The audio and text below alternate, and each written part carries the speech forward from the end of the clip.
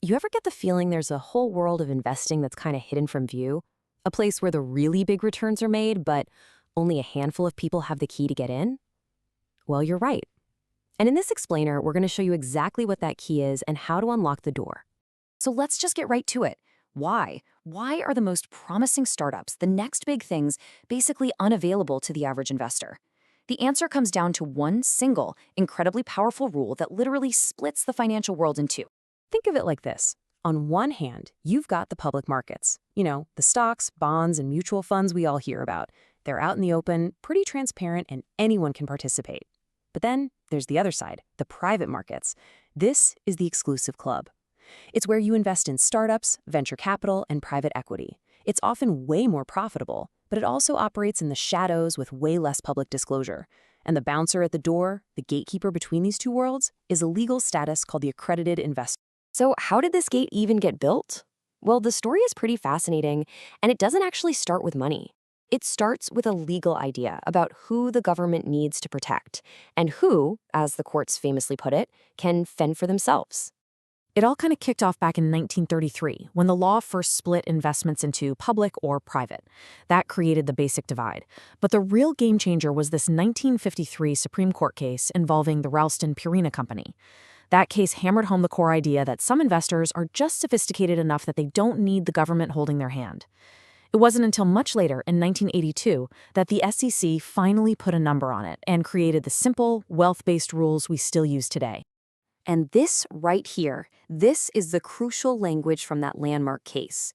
Now notice the focus. It's not on how rich someone is, it's about whether they have enough smarts and access to information to make good decisions without the SEC forcing companies to disclose everything. This single idea is the bedrock for everything that came next.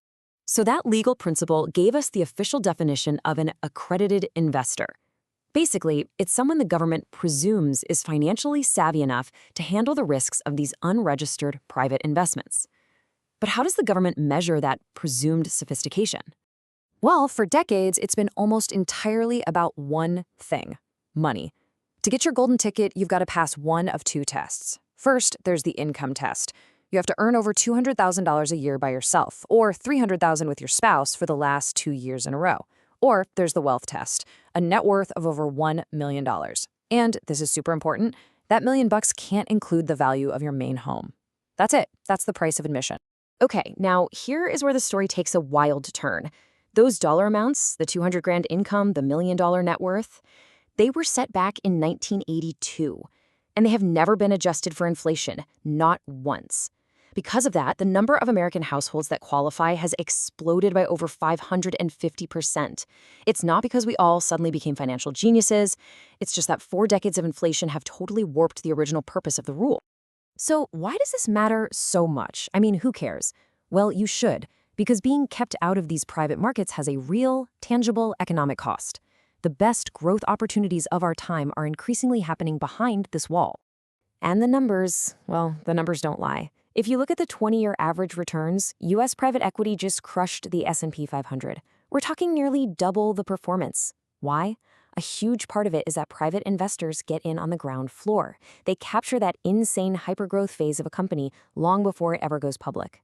This is the wealth creation that the vast majority of people have been legally barred from even touching. And at the very same time, the whole game is changing. Companies are staying private for way, way longer than they used to. In fact, the number of publicly traded companies in the U.S. has been sliced in half since the late 90s. So what does that mean? It means more and more of a company's success story happens before the public ever gets a chance to invest, concentrating all that wealth among that small group of early accredited investors. The rule also has some pretty big social consequences. Since it's based purely on wealth, it can actually make existing inequalities even worse. I mean, look at this data from 2019. White households were more than twice as likely to qualify as accredited investors as Black or Hispanic households were. And this creates a kind of vicious cycle, It reinforces the wealth gap by making sure the highest returns stay concentrated. It creates these capital deserts, where entrepreneurs outside of places like Silicon Valley or New York really struggle to find local investors. And that, in turn, makes it harder for minority investors to write those crucial first checks for minority founders in their own community. But after decades of the status quo, regulators are finally starting to see these problems. And it's leading to a historic shift, a move away from a system based only on what you have toward one that also recognizes what you know. So in 2020, the SEC did something huge. They modernized the rule for the first time in forever. Now, you don't necessarily have to be wealthy to be accredited if you can prove your expertise. If you hold certain financial licenses, like the Series 7 or Series 65, you automatically qualify. This is a game changer. It means a young financial advisor who knows this stuff inside and out, but who doesn't have $1 million yet, can finally get in the game. It's also really important to get this. Even when you're inside the exclusive club, there are different VIP sections. Being an accredited investor is just the first level. It gets you into a lot of standard private deals. But if you want to get into the really sought-after private equity funds, you often need to be a qualified purchaser, which means having $5 million in investments. And to trade these private stocks and bonds more freely, you need to be a qualified institutional buyer. Think a giant pension fund with $100 million. It just goes to show you how access is tiered, even among the wealthy. So where is this all heading? Well, this move towards knowledge-based standards might just be the beginning. There's a new law on the horizon that could completely democratize the definition of a sophisticated investor once and for all. It's called the Equal Opportunity for All Investors Act. And the idea is pretty radical, honestly. It directs the SEC to create a public exam that's free for anyone to take. And if you pass it, if you can prove you understand the risks of private markets, you're in. That's it. Your income, your net worth, it all becomes completely irrelevant. This could fundamentally rewrite the rules of who gets to invest in the next Google or Amazon. But what about people who don't want to take a big test? Well, regulators are also pushing for a safer middle ground option. Instead of throwing everyone into risky direct startup deals, they're encouraging more interval funds.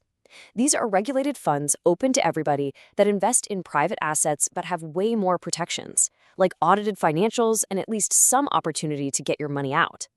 It's a way to get a taste of private market returns, but with guardrails. And so this brings us to the ultimate question. After nearly a century of gating financial opportunity behind a wall of wealth, we're at a crossroads. Should the key to the kingdom be how much money you have in your bank account or how much knowledge you have in your head? The answer is going to shape who gets to build wealth for generations to come.